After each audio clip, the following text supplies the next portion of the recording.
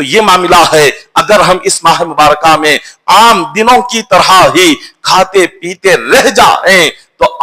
ہم اپنی بربادی ہم خود کر رہے ہیں، دنیا کی بھی بربادی، آخرت کی بھی بربادی۔ آپ دیکھیں آج ہم یہ بہانہ کرتے ہیں کہ رمضان کی بھوک اور پیاس کسی کو برداشت نہیں ہو رہی، کوئی گرمی کا بہانہ، کوئی کام کا بہانہ، یہاں ہم اپنے کام کے بہانے سے، گرمی کے بہانے سے، دھوپ کے بہانے سے ہم روزے چھوڑ رہے ہیں، لیکن جب خبر میں جائیں گے اللہ کو کیا جواب دیں گے؟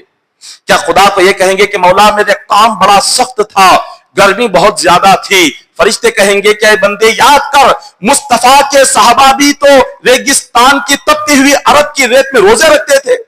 کیا تیرا کام بلال حبشی کے کام سے زیادہ سخت تھا؟ کیا تیری گرمی عرب کی گرمی سے زیادہ سخت تھی؟ کیا تیری گرمی مکہ اور مدینہ کی گرمی سے زیادہ سخت تھی؟ جب وہ لوگ صحابہ ہو کر، مصطفیٰ کے صحابہ ہو کر، وہ بھی تو محنت کرتے تھے، صحابہ کرام بھی تو مزدوری کرتے تھے، وہاں کی گرمی ہمارے سے زیادہ سخت تھی، وہاں کے کام یہاں کے کام سے زیادہ سخت تھے، مگر انہوں نے کبھی نہیں چھوڑا اپنے کام کا بہانہ کہہ کر روزہ۔ اے بندے تو نے کیسے چھوڑ دیا؟ روزے میں کوئی کسی بندے کو تکلیف نہیں ہوتی، یاد رکھے، روزے سے تکلیف نہیں ہوتی، بھوکے پیاسے رہنے سے تکلیف نہیں ہوتی، روزہ چھوڑنے سے بندے کو تکلیف آتی ہے،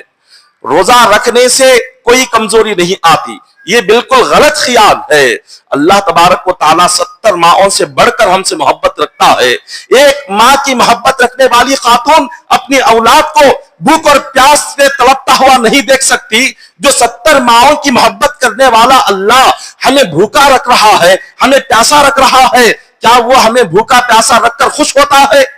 وہ بھوکا رہنے کا حکم کیوں دے رہا ہے؟ پیاسا رہنے کا حکم کیوں دے رہا ہے؟ وہ رب فرما رہا ہے اے بندے اگر یہاں کی تھوڑی تکلیف بھوک اور پیاس کی برداشت کر لے گا، تیرے لیے قبر میں جنت کے دروازے کھول دوں گا،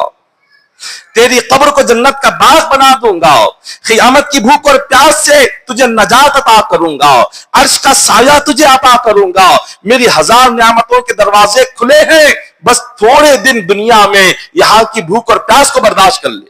جب کوئی ڈاکٹر ہمیں کہتا ہے کہ ہمیں فلاں چیز سے بھوک اور پیاس سے یہ فلاں چیز چھوڑنی ہے، ہمیں پرہیز کرنا ہے، یہ نہیں کھانا ہے، اور ہمیں یہ کام کرنا ہے، صبح واکنگ کرنا ہے، وہ کافر اور مشرک ہوتا ہے۔ اس کی باتوں پر اتنی توجہ سے ہم عمل کرتے ہیں کہ وہ جو کھانے کے لیے کہے کھائیں، جو نہ کھانے کے لیے کہے ہم چھوڑ دیتے ہیں۔ ایک کافر و مشرک ڈاکٹر کی بات پر اتنا یقین، لیکن جو اللہ اور رسول جس رب نے پیدا کیا اور جس رسول کے ذریعے سے ہمیں ایمان ملا، وہ اللہ رسول کہہ رہے ہیں کہ بندو رمضان میں بھوکا رکھو، تمہارے لیے بھوک اور پیاس میں نعمت ہے، ہم پھر بھی نہیں رکھتے،